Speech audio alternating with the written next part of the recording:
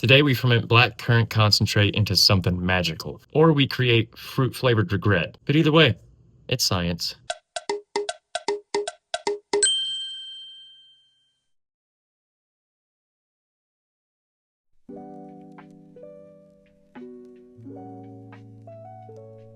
Welcome back to Brewing in the Basement, where we make top-shelf wine, meads, and ciders all underground. What's the topic of conversation today? Today, we are going to be using Vintner's Best, made with real fruit juice, black currant fruit wine base. And I have used this quite a bit. This is my first time getting this particular flavor.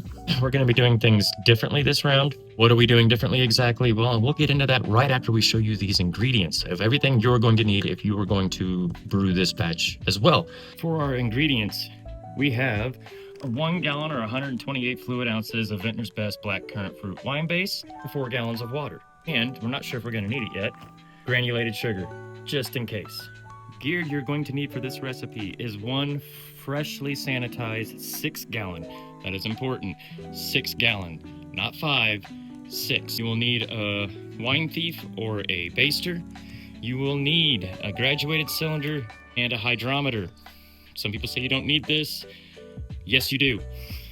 We also need a tool to use to stir or mix up our must. And for that, I use this stirring paddle. That is for a drill attachment. Another important aspect of whenever you're doing homebrew, I don't show this that much on this channel. I say I do it, but I don't show it. You must sanitize everything. Everything. If it's touching your wine, you need to sanitize. Remember that. Sanitizing everything now. After we get sanitized, we will hop into making the wine. I'll see you then. Okay, so I'm briefly going to go over a few things concerning our concentrate. I will say this already comes with all the sugars, all the acid. And this already has diammonium phosphate in it as well. This has got everything you need. This is winemaking, but easy, like easy mode winemaking. Boxed cake mix. Same concept, but for alcohol. This is quick, this is easy.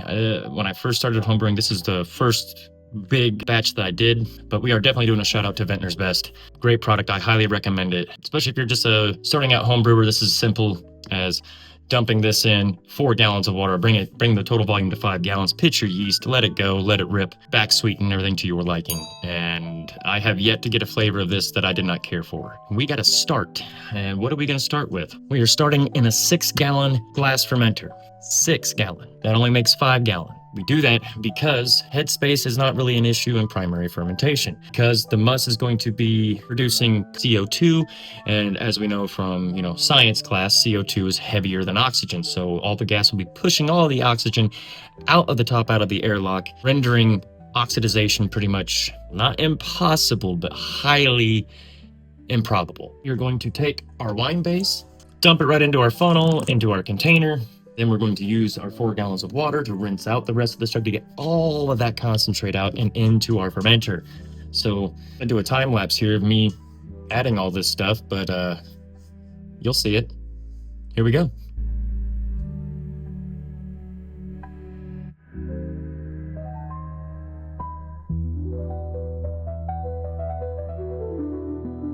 Okay, so I stopped after I added 3 gallons of water, which puts our total at 4 gallons. Why did I stop? Well, I wanted to address a few things. Number one, I can already hear that someone's going to talk about there's foam in your fermenter. That's Star San. This is a foaming sanitizer. You can use whatever sanitizing procedure you prefer. I have just always used Star San and will always use Star San. And the number one thing is it foams. Not harmful, isn't going to impose any flavors that I've been able to notice. So that's what's going on with the foam. That means it's clean, it's sanitized. But there was a couple other things I wanted to touch on. If you didn't realize, I did notice I forgot to mention a few things in the ingredients list, like our yeast. But if you've watched my videos before, you may realize that I forgot to talk about a few things in the ingredients. Well, I didn't talk about them because we're not using them. For this batch, I'm not looking at a high ABV. I don't need to go astronomically high. I don't need a 17 to 19% or 18% ABV. I'd be perfectly fine with anything above 10% for this. And according to the manufacturer, after this has been properly diluted, the starting gravity would be 1.077. I think that's somewhere to get you right around 10%.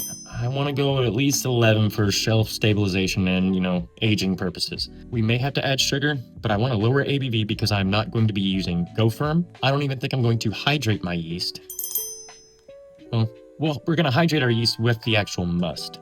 and I'm not using fermento. That brings us to the next step in the process of activating primary fermentation, which is aeration. That is just incorporating oxygen into your must.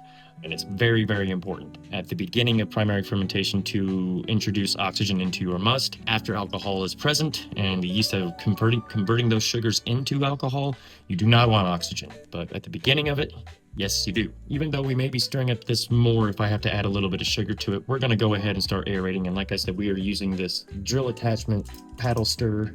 So we're going to go ahead and stick that in here. And yes, it's been sanitized. Put that in there, attach it to our drill, and we're going to stir it.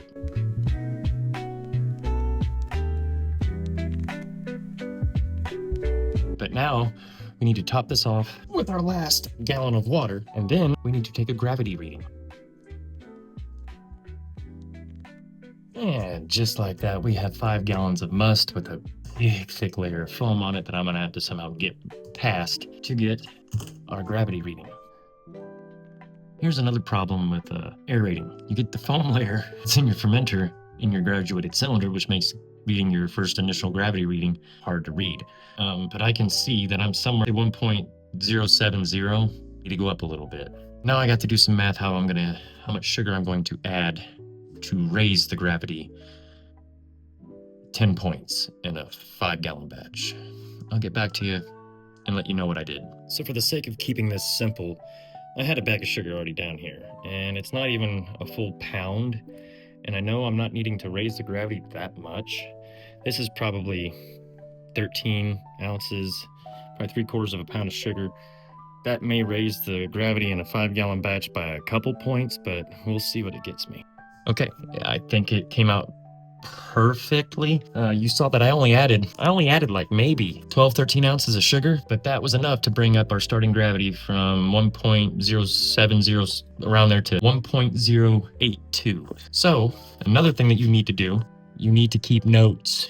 I have too many things going on. Well, I mean, if you do one batch at a time, I guess you don't need to, but you still should. But first thing we're going to do is I'm going to pour this back into our fermenter, because this one is very simple. We added only a very minimal amount of sugars. We're not adding any nutrients. We're not using GoFirm. We're hydrating our yeast, but we're hydrating our yeast with the must. Generally, you see me hydrate my yeast with water and GoFirm. I'm not doing that this time. I'm going to stay away from the GoFirm and the fermento just to see, because I did recently watch a video, this one, that really dived into nutrients, and maybe that's what sparked this whole fermentation this way. But enough talking, we're gonna hydrate our yeast. And what yeast we're using? The same yeast we always use. Lalvin K1B 1116, and we're gonna take my fancy little, I don't remember what these came in. I think this was like a dessert from Aldi. My wife would know. I think this was like a chocolate mousse dessert from Aldi, but love these little glasses. Anyway, we're going to add our must, just a little bit, to that. And then we're going to put our yeast in.